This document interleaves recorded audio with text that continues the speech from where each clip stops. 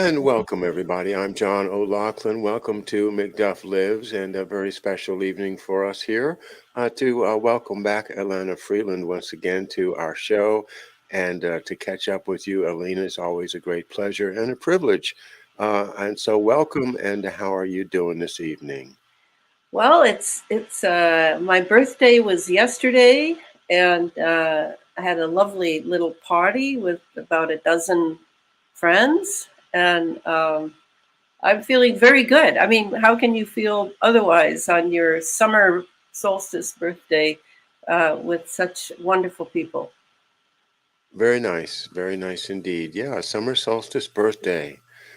That's great. I always like. I wish I got. I have all these seeds that I still haven't planted, and I'm like, I wish I had gotten these in before the solstice. But I'm not much of a gardener. Are you?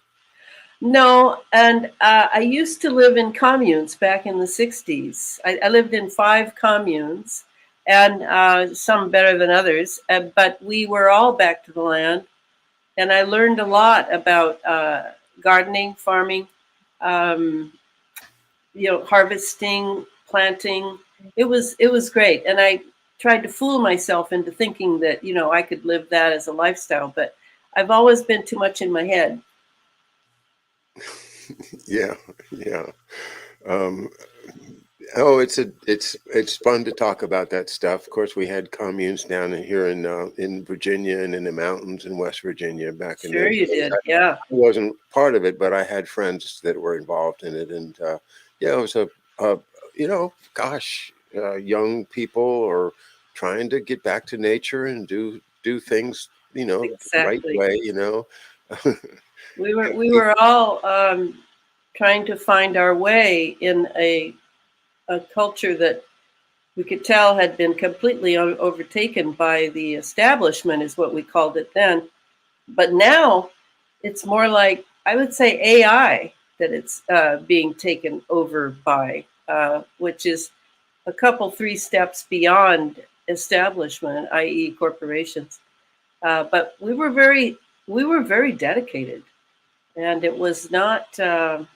Some of those people still kept with it, didn't they, John? I mean, I obviously didn't, but I learned a lot by living in group situations with people that I thought I might know, but I really didn't know. And then I got to know them through living with them. And you go through the whole thing of like a family, but there is no father, there is no mother, and you can always leave. It's not like blood relations where usually you really can't leave very easily. But I learned so much by living in those communes. Well, I didn't, but I chased that dream in a kind of a part-time way on the weekends. Okay, you were a weekend warrior, Well, right? my version of it was just to fill in my side of that. I was in college, graduated in '74, so that was kind of a real hopeless era. They were impeaching Nixon, and the economy was going bad, and there weren't any jobs. And what I ended up taking up the fiddle and going out into country, play fiddle in a old pasture all night long, and stay up, drinking and learning what seemed to be real traditional American roots music, and I love that, and so I still do it. I still play the fiddle, but that was my kind of equivalent of getting back to nature, was getting back to the music and trying to grab a hold of the real thing, the as the Irish say, the pure drop. And I wanted to get that, to be a part of that musical tradition that comes with 400 years of European involvement here on this continent. No, I love that kind of music, and I think you're right. And yeah, both of us were, ironically, in a way, because it was so industrialized then, and there were, as you said, the Nixon thing and all these dramas going on. But to get back to America, like the Simon and Garfunkel sang. It seemed like we were all sort of looking for those roots, and we knew that they were not going to be found necessarily in a college course. They were going to be found by hands-on experience. You with music, me with communal life, and figuring out how to educate children outside of institutions. I mean, those were exciting times, and some people are comparing them to the times now. But I find the times now, and maybe it's partially because I'm older, kind of harsh and removed from that hands-on, real life, nitty gritty experience, and so many people have the cell phones out and are living more of a virtual life because we didn't have that virtual option back then. We had telephones, we had cars, but we didn't have the iPhone and computers common, and so we really seemed to me my whole generation, maybe not everybody, of course, but seems like we were desperate to get in touch with something, because remember, that was the era in which John Kennedy, Robert Kennedy, and Martin Luther King were murdered in the streets, and we had Vietnam, we had all those things that were gnawing at us. And I mean, I really have spent my whole life on those issues. It never went away for me. I remember people saying to me, "Oh, you'll grow up, and these things won't matter anymore." But that is certainly not the way it's gone for me. I've pursued that. I think that for me, my generation set me on the right path. At least I perceive it as the right path. How do you feel about that, John? Well, one of the things that comes to mind as you compare those days to now is one of my big themes recently is critical thinking. And when you mentioned iPhones, it reminds me of the quote about how people will come to love the machines that take away their ability to think. Yes. And this is what Siri is. And if you need to know, what how high Mount Everest is, and you just say, "Hey Siri, how high is Mount Everest?" Well, then you're never going to learn anything about Mount Everest, because you're just going to call Siri every time you need to know something about everything. And they're training us. Yeah. The kids are and Wikipedia, all of the. I mean, they even tell you by putting the the digital book product and calling it Kindle. What do you think Kindle is for? It's to start fires. What are fires for? It's Fahrenheit 251 or 451. Yeah. It's like saying, hey, we're going to burn the book. So, so that really impels me to keep buying books.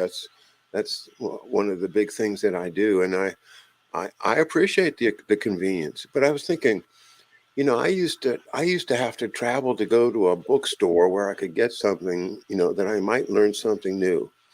There was like one bookstore in DC. There was when I was in college, there was a bookstore where you could get something by Ezra Pound or something that, just completely out of the mainstream. And so I was fascinated with that idea. And so I would buy that book and I would take it home and I would study that book and I would read it. And I'd think about, what's the context of it. And that's a totally different experience from somebody saying, "Hey, you ought to check out Ezra Pound." And then you get your iPhone out and you say, "Well, okay, Ezra Pound, boom, boom, boom. Okay, here he was, blah, blah, blah, got locked up in St. Elizabeth, blah, blah, blah." But it's a totally different experience. And I think that the difference is that when you read a book, you engage your mind and you wonder, you know, does this make sense? Is this a credible narrative?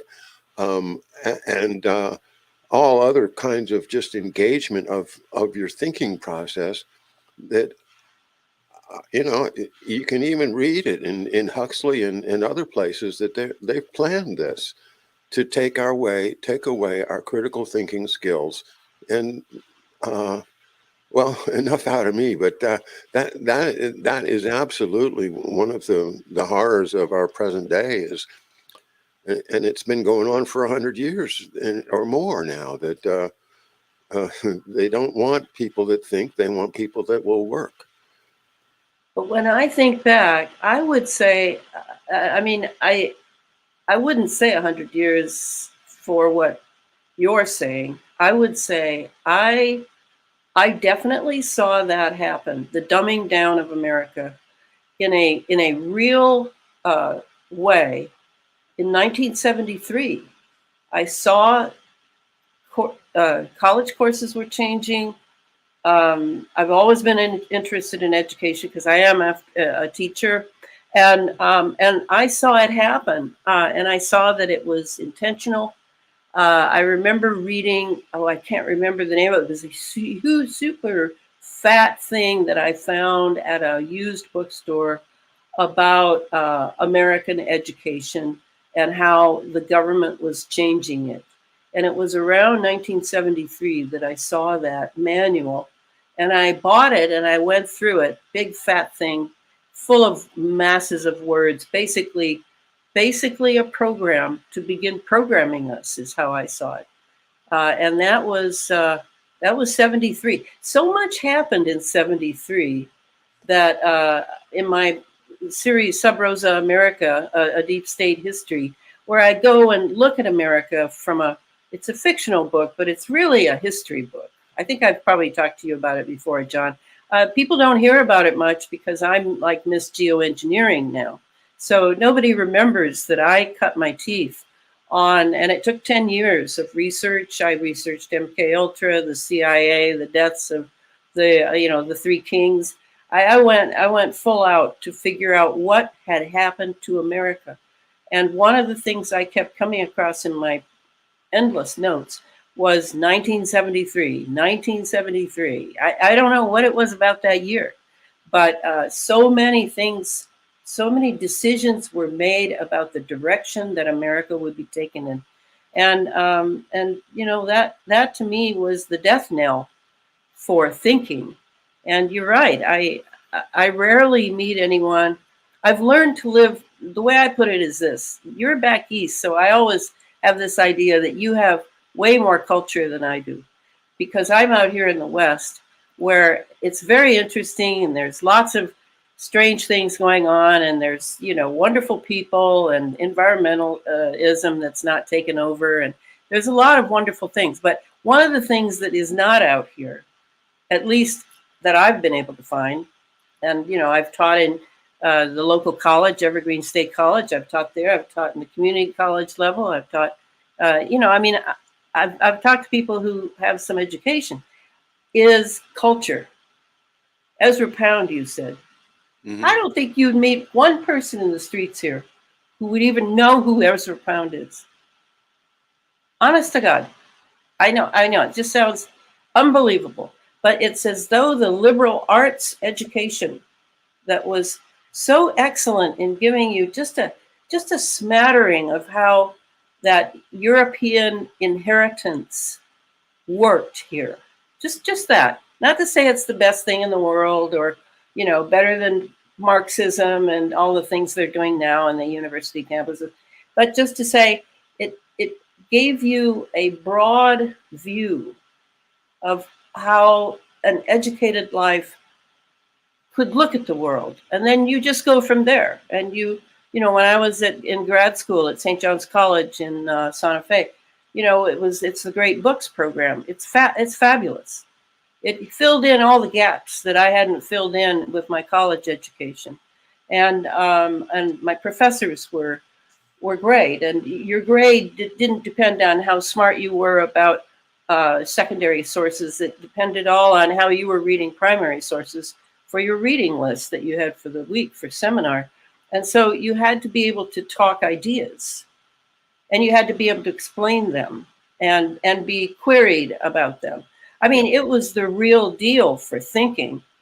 And boy, am I glad I did that. It was very expensive. And I'm not rich, but I was able to, over time, pay for it.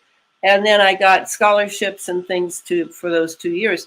But I learned to think, and I didn't know it would be the portal to loneliness, John. I really didn't know. I didn't know that I would suddenly be, sort of kind of scary to people almost, that, I have this breadth of knowledge, and everybody thinks, that means you're a genius. Well, I think what it means is that I was a real reader. I read my whole childhood and adulthood. I mean, that's why I'm gonna, and then we can stop talking about this. That's why I'm gonna write my autobiography. I've decided I'm gonna do it, because that kind of life is over. It is over. Here comes AI. Here comes the virtual world. And I believe it's going to be a long time before we find how to be human with AI. Not that AI is superior. I don't believe that at all.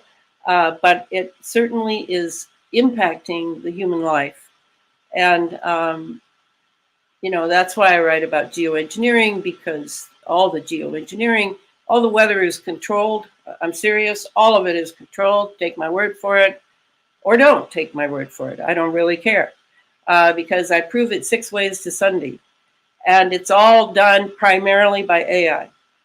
So that's going on all the time around us, along with the electromagnetics, along with the chemistry, along with the nanoparticles that we're breathing in. We are being changed by our environment that has already been changed. That is true. And so now, in the last 3 years, here comes this, the addition of an inoculation or several inoculations that are really doing the same thing, sort of maybe putting the icing on the cake, or maybe adding an element by which we will now be plugged into the internet and therefore the AI systems. However you want to see it, this has been what's been going on for 100 years that I could easily buy, is the planning of this that is going on right now as the final phase of this first phase of what we call transhumanism. I think that's true. But the first thing that had to happen was they being, I think, of the global elite, whatever you want to fill they in for. We all have a sense of a they.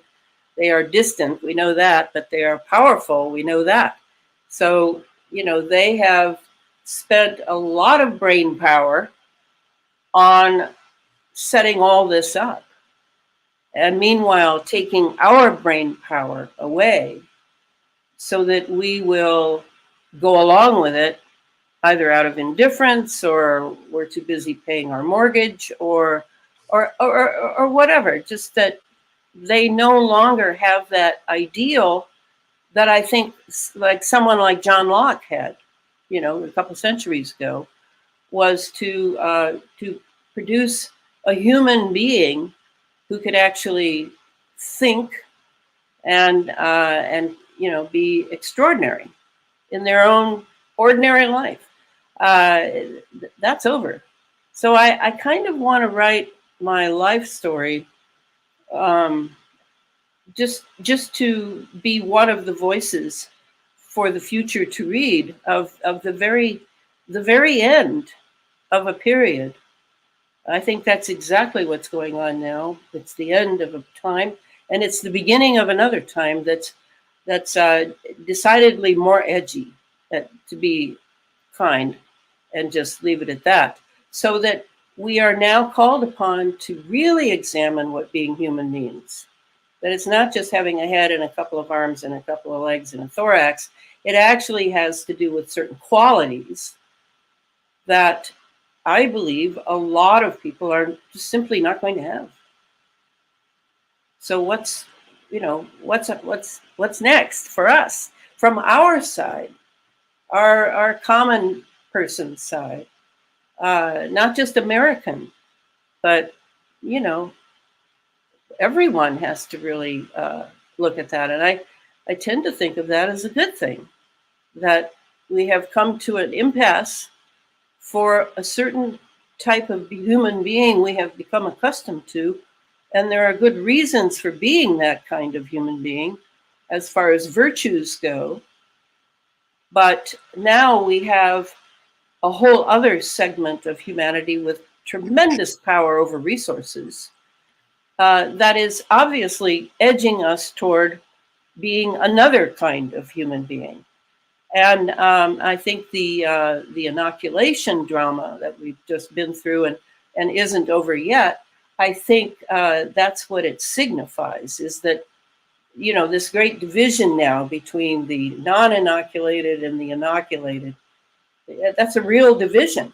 And we're not making it up because it means something. We just don't know fully what it means yet as this all unfolds.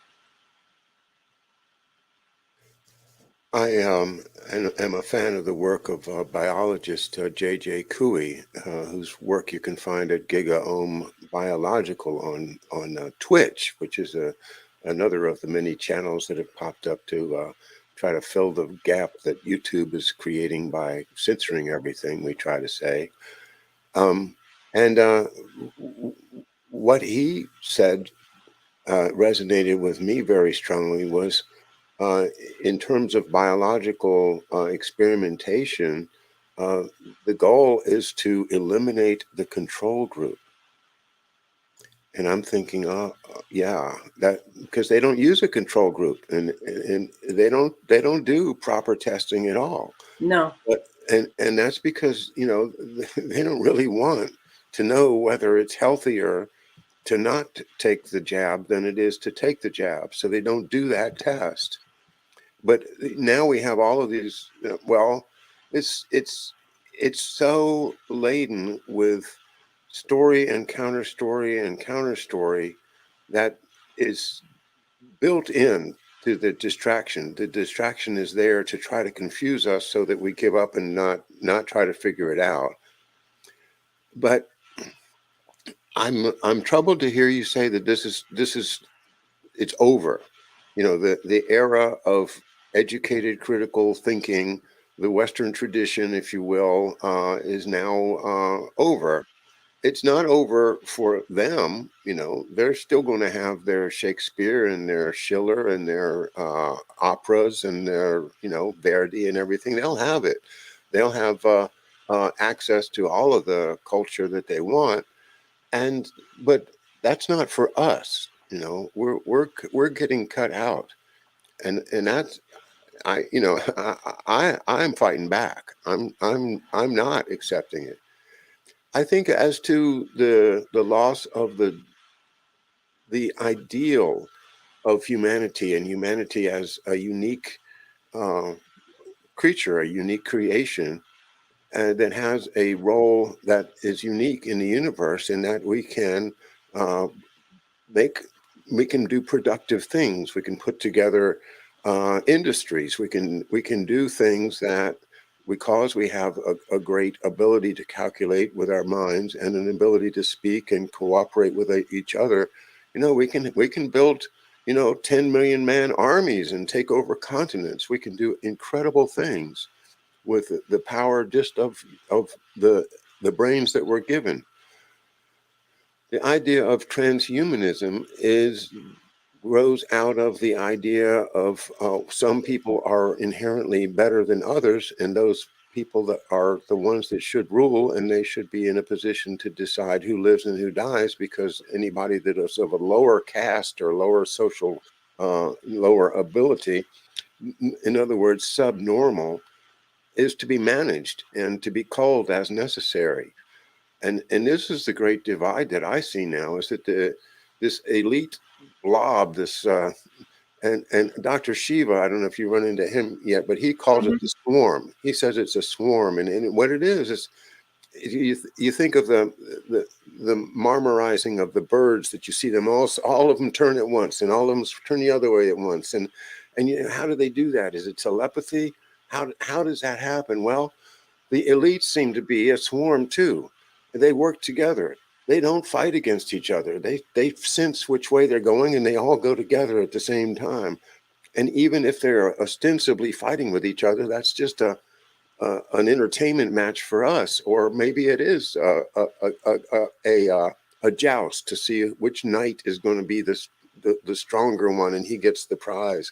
But all of this stuff is theater that is thrown at us in such a way that we can't see through it, and we are kept bamboozled by divisive media. The social media in particular, they have this terrific way to control who sees what. And I think not only are they sending us what they want us to look at, they're then listening to us and watching what we watch, to create a feedback in which we can actually allow ourselves to just become a part of this singularity, if we're willing, if we allow it. And it's so seductive.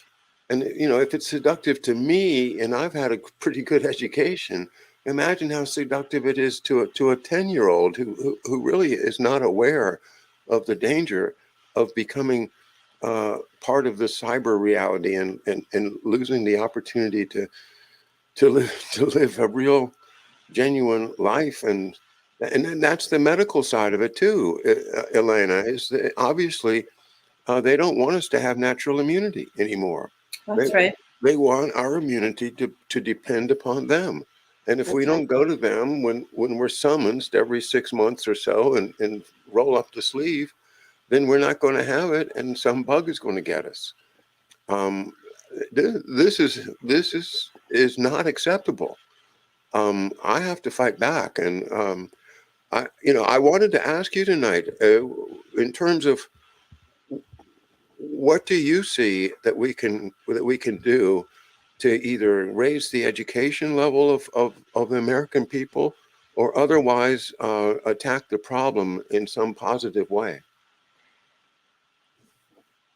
Well, you've brought up the education. I mean, we've been talking about the education angle, but there seems to be, to me, a much more insidious angle that we really haven't taken on yet at all, which is really unfortunate. Even though I've been, I was giving lectures back in 1980 in Seattle at the public library at University of Washington Extension Program for adults, based on having read Jerry Mander's 4 Arguments for the Elimination of Television. One of the greatest books on technology I've ever read. And he wrote that in 1977. He goes into looking at the quality of light on TV. At that point, it was just TV. And studying John Ott's fantastic research into light and the effect of light on the brain. Jerry Mander massacred the technology of television. He was serious. And he has this great epilogue in which some TV host, late night TV host, calls him and says, "Wow, your book is selling really good." And what a laugh. 4 Arguments for the Elimination of Television. Ha, ha, ha. How about coming on the show? And then you'll sell a whole lot more books if you do that. And Jerry says, "Well, wouldn't it be sort of odd for me to come on your show to sell books, recommending that people throw their TV out in the morning and throw it in the trash? Wouldn't that be odd? Not to mention a sellout." And that since that book, I have read and studied much more about technology regarding the TV. Well, compare the TV with the radio, where you're listening on the radio, or the shows now on the internet that have no video, and you just listen, and then you create your own pictures in your mind of what you're listening to, compared to the television, which pre-packages what it wants you to see and hear, and you're subject to that. And meanwhile, the way the old televisions work too is the cathode ray is like zapping straight into your retina, and i.e. into your optic nerve in your brain. I mean, we have been programmed ever since they gave us TVs back in the 50s. And the TVs have gotten more and more sophisticated. And now we have another type of TV that is connected to the internet, namely the computer, which, has the visual, has the audio. And then we have the iPhone, which is just a smaller version of the computer, with unfortunately, with a type of antenna I'm very familiar with because I've studied HAARP, the High Frequency Active Auroral Research Project up in Gakona, Alaska, which has the same kind of antenna, the phased array antenna, which is terrific at forming very strong beams that will just laser into you as you look at them. So I think we have this big fish to handle, John, if we're going to look for a positive outcome. And I always talk about it on my many radio interviews is, when it gets to, well, gee, Elana, what can we do? Well, the first step is take a good look at your particular electromagnetic footprint in your home and your lifestyle. What are you doing with those? Do you own, an Alexa or whatever the other one is? Do you have a baby monitor in where the baby is that lets you know when the baby is awake? How extensive is your love of these toys that seem innocuous, but are anything but innocuous? And that's the first thing you've got to do is come to terms with your addiction to, and it is an addiction, your addiction to electromagnetic toys that if you do just a little bit of history, you'll find the military was developing first. And the military kept its toys, even the TV, for 30 years, for a full generation before it gave the corporations a chance at making money by selling them to citizens. So, you have this, what the military very nicely calls dual use technology, which is basically all your toys. And, you need to come to terms with those because they are taking over your life and your brain and your ability to understand and comprehend your common sense, which, very few people have much of anymore, just common sense, not intellectual at all. So that's a huge thing. And so that's why when all these candidates come forward, right, Trump and Bobby Kennedy, and probably going to be a whole host of others, I don't get too excited because there is so much matrix stuff that we're going to have to grapple with, no matter what one individual sits in the Oval Office. It really doesn't, it's not going to solve that. And those have become so huge now. Telecom corporations, social media, Google was started by the CIA. The CIA and In-Q-Tel, its business arm, In-Q-Tel, are own just about all the majority stocks in all the major corporations now. I mean, back when Harry Truman had second thoughts about having allowed the CIA to exist in 1947 under the National Security Act. Yeah, that was a good thought, Harry. I wish you had done something about it, because now it's a behemoth. Now it's in everything, and it's one of my favorite agencies to hate. But that's the beginning, John. Would be, I mean, and I'm not even talking about the chemicals and the nanotechnology purposely being dumped on us for us to breathe in, goes in our blood, goes in our lungs, goes into our bloodstream, goes straight up to the brain, and goes straight through the blood-brain barrier, because those nanoparticles are so small. So, I mean, the medical industry, yeah, it's a complete corporation based on corporate structure based on sickness, not health. I haven't been to a doctor since I was 13.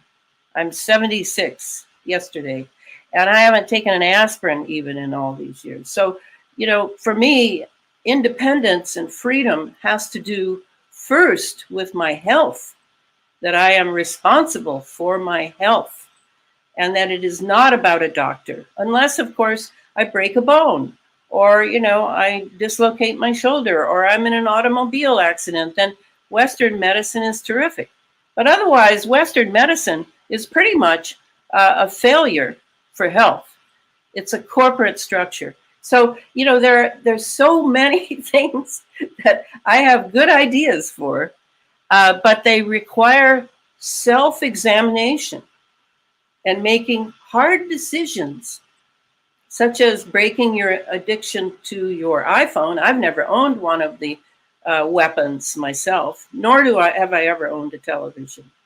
I've found out plenty just by being attentive to other forms of communication. So that's how I feel. That's the first thing I say to people: check out the electromagnetics in your home that you depend upon. The second thing is, what about your health? Do you control your health? Are you studying for your health? Do you have confidence in yourself, or do you feel you too need a American Medical Association degree in order to practice medicine and make a fortune and pay big debts back from? How much have you really thought about your health?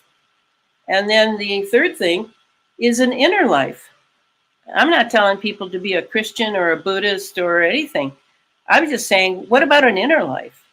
Is this all there is just stuff and these big things we have, these behemoths we have to deal with?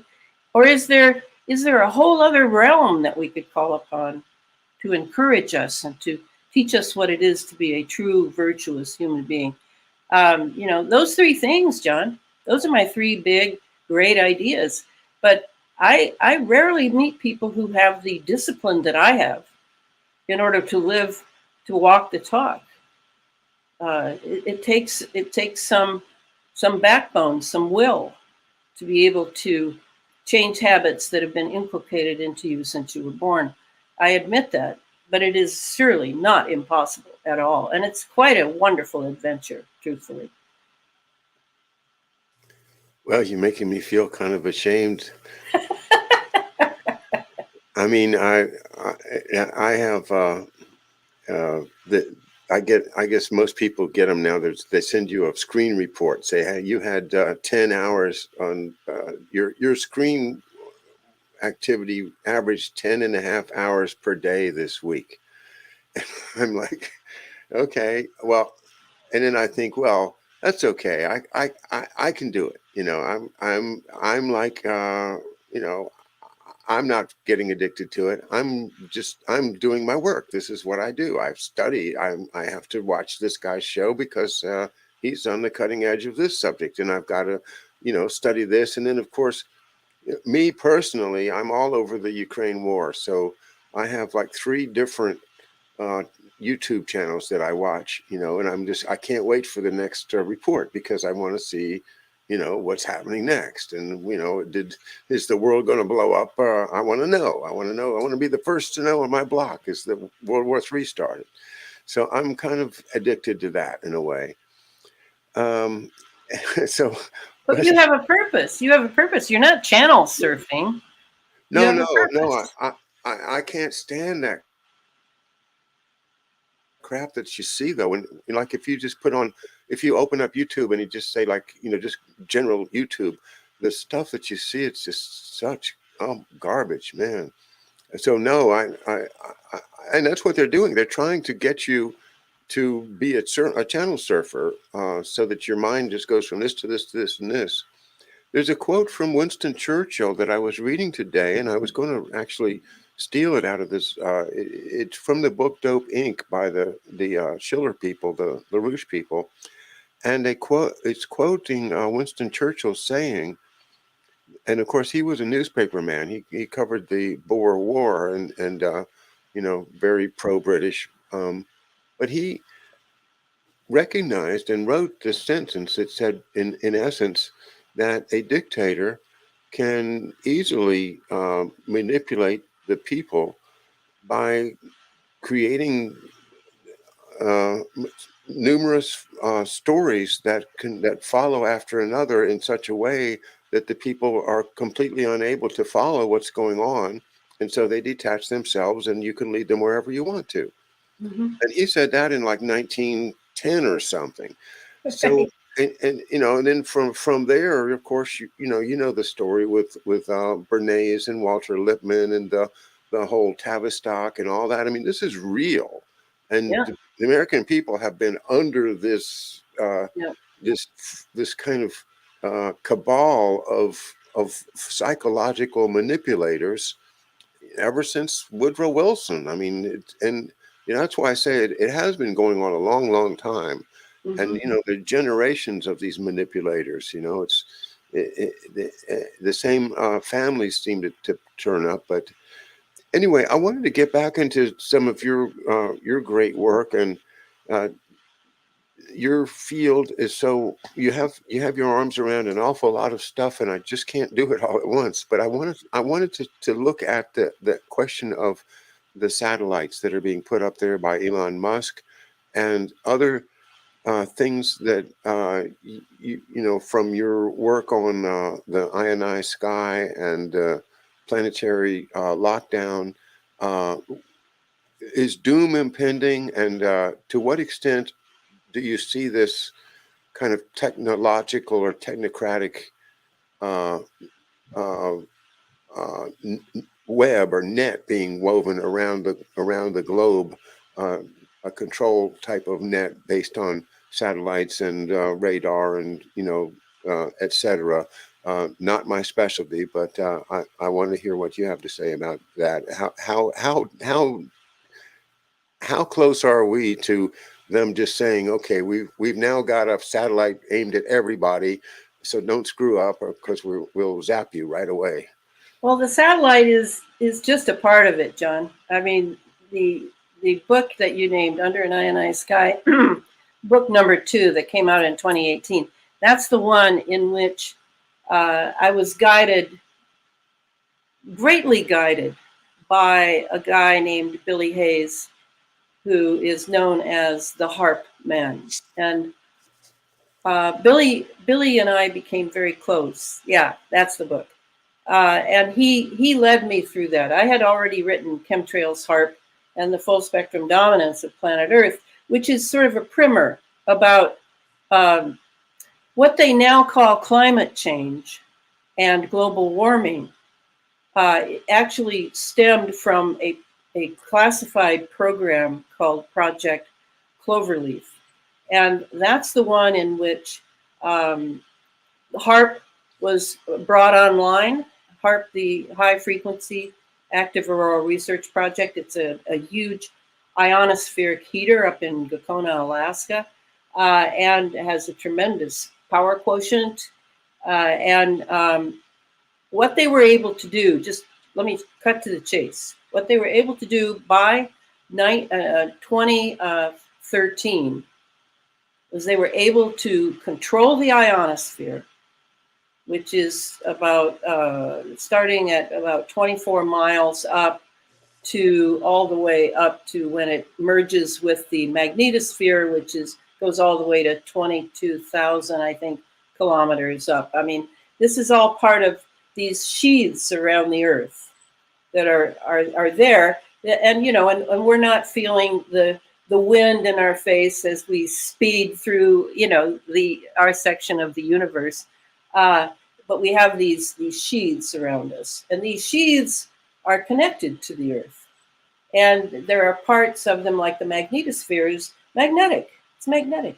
And it produces this magnetic grid under our feet that we rarely know much about unless we visit, one of those special places in Missouri I went to once, where you pull off the highway, it's got a big sign, and you pay a few dollars, and you go in and you actually experience an anomaly in the magnetic field, where you're standing and you think you're standing vertical to the Earth, but you're really at an amazing angle.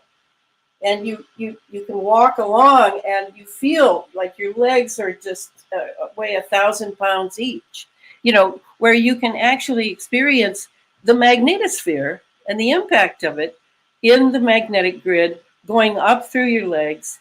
And that's a bit of realizing you're a spaceman. You live on a planet speeding through space.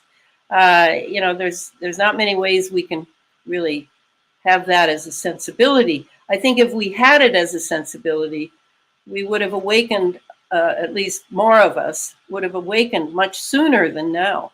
Like 25 years ago, when they started this Project Cloverleaf, which has everything to do with control over the ionosphere and utilizing the ionosphere as a weapon of war. The other thing that they control, and you can count on it, is they control the jet stream.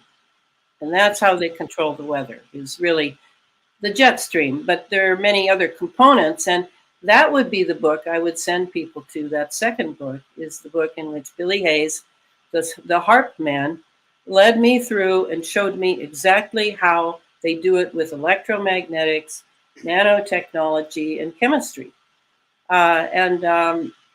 Billy was invaluable to me, but he had been controlled by the CIA since he was born, and he was what's known as an MK Ultra.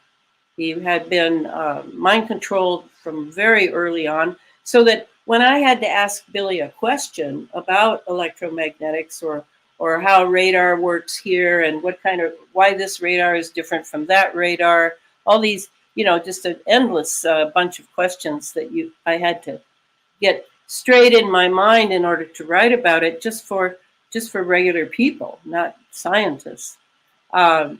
Billy is just like an encyclopedia, or like a Lexus, right? You ask him the question, and boom, the answer is there in detail, in length.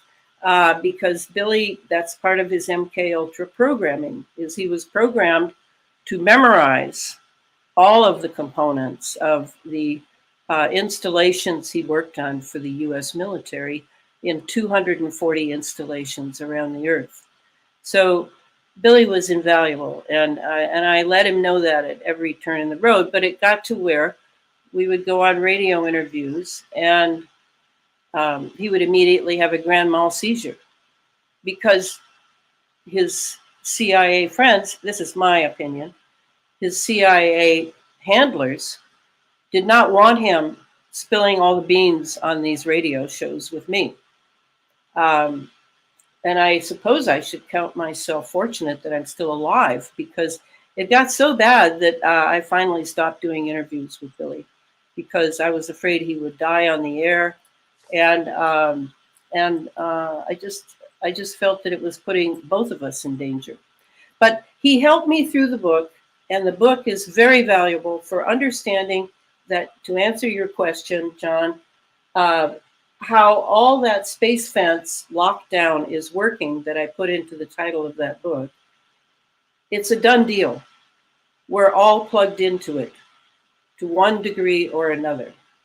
And it's not like all of us are completely controlled through that, and the satellites and the radar installations and the NexRads and the various types of wiring that we're accustomed to, and all the nanotechnology now, the nanosensors that are everywhere. Then we breathe them in, and they're in our bodies. it's such an endless array of components. It's not like just a couple, three things that make it so that this is the environment we now live in. That's the important part. They don't want regular humans living in this world. So what they did is they sort of did an epigenetic end run on the Earth by taking over the atmosphere and penetrating the Earth with masses of aluminum. It's just, the first 6 inches of soil are pretty much all aluminum. Everyone who's gardening should know that. And that we become sick in this environment because we've spent millions of years, I think millions of years, being natural human beings under Mother Nature and under the cosmos, the completely natural God-given cosmos. And now we're expected to survive in a world that has been pretty much poisoned, but not necessarily to destroy the Earth, but to turn the Earth into a machine and to make sure that we, the humans, are also machines. And so to me, this is the key. It isn't that they just want us all dumb and stupid and, pay out more money for our health. But I think Rudolf Steiner, as you know, I'm a student of Rudolf Steiner for many years. He says that our challenge for now until who knows when in the future is to learn a proper relationship with our machines. And right now, the geoengineering that's going on is completely an AI-run machine. And we have not even begun to deal with the AI question of life. We have AI all around us. From the street lights to the place where you go to get cash. Everything is AI now.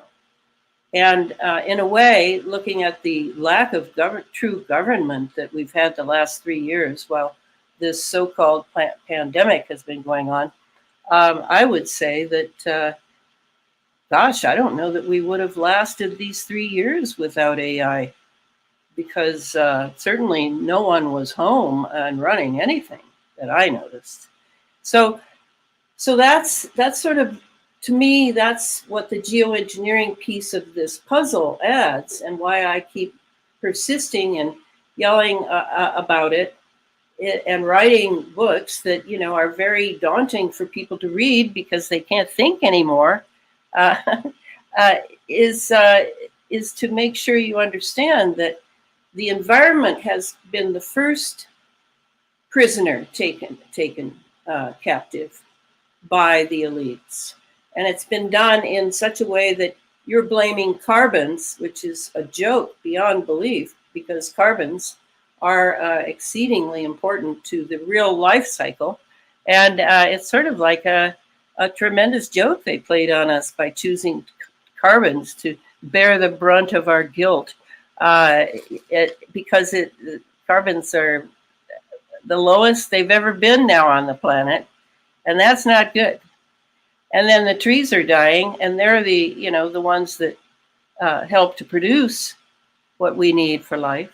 So I think by making us stupid and then telling us the opposite of the truth and saying it's the truth in science, which a lot of us simply do not study because it's hard, I assume.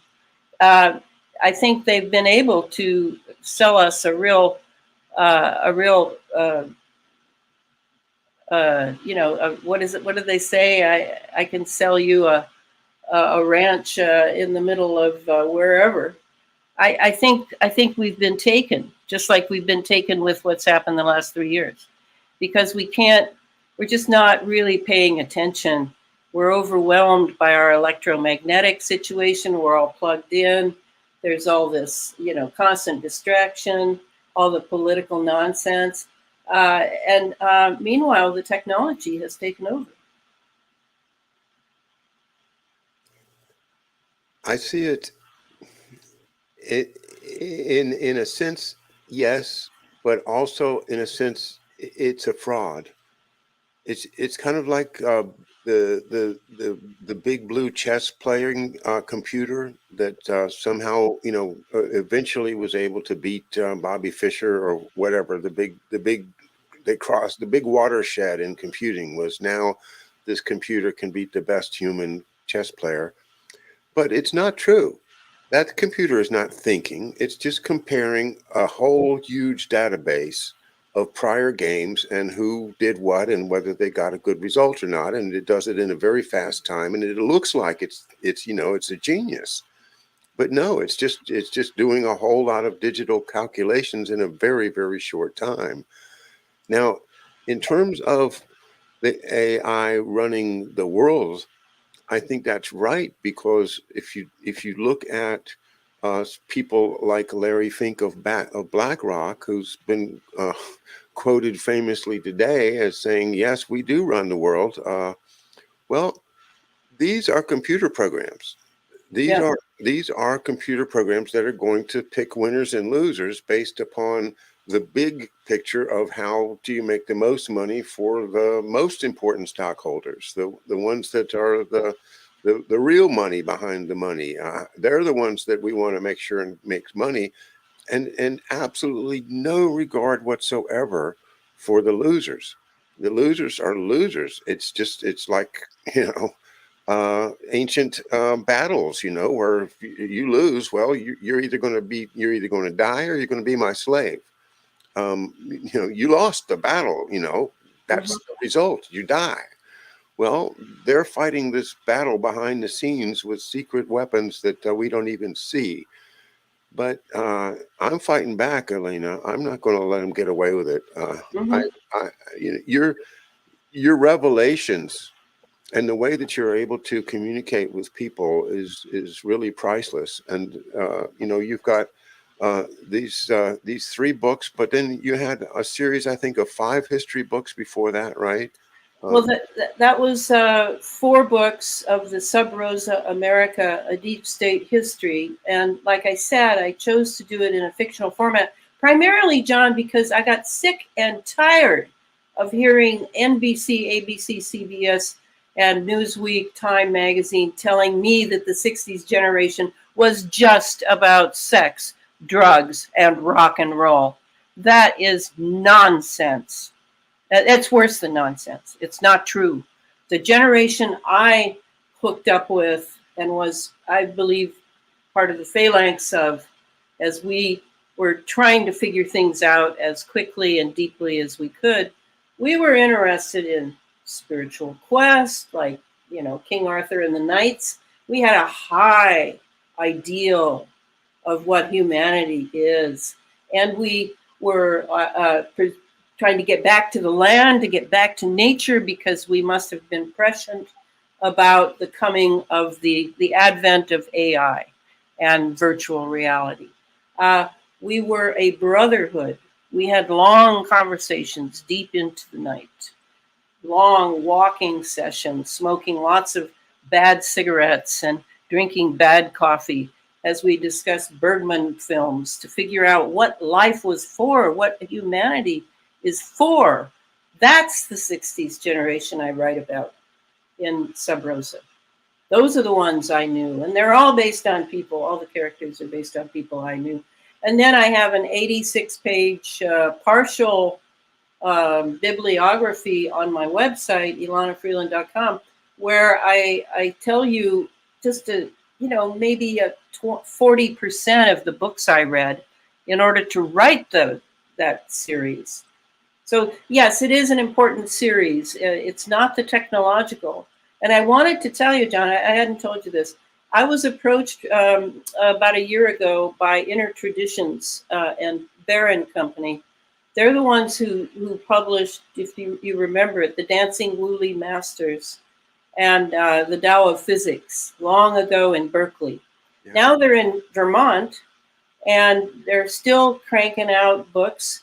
And they approached me and said that they had been watching me for a while and that they would love it if I would write a second edition to the most recent book, which is Geoengineered Transhumanism, how the environment has been weaponized by chemicals, electromagnetism, nanotechnology for synthetic biology. But they wanted me to write it in 2 books. They said it's just too overwhelming, 650 pages and $50 a book. It's too much. So I've agreed to write 2 books, one on primarily on geoengineering, and then the other one primarily on the synthetic biology. And I've finished the geoengineering one. It's in the editing room now. And now I'm writing the synthetic biology book, which will be very different because from the time that book was published in October 2021, a lot has changed. A lot has come down the pike. So I'm writing pretty much a completely different synthetic biology book. But I want to prepare people, to give them the chance to be prepared so they can understand what's going on and not fall prey to fear, as we've seen the media use prolifically these last 3 years to make people afraid. And I really, you can't think at all if you're afraid. You're just going to do what they tell you to do. Those are some wise words. And Elana, thank you so much for joining me this evening. And again, happy birthday to you. Thank you for you. all your good work. And I'm very excited to hear that you've got some new books coming in your mind. And hopefully you'll be putting them together for us to read soon. Thank you very much, Elana. Thanks, John. Always a pleasure to talk with you. Okay, and likewise. Okay, guys, we'll see you all tomorrow, 11 a.m. for the chat, and have a good evening. Good night.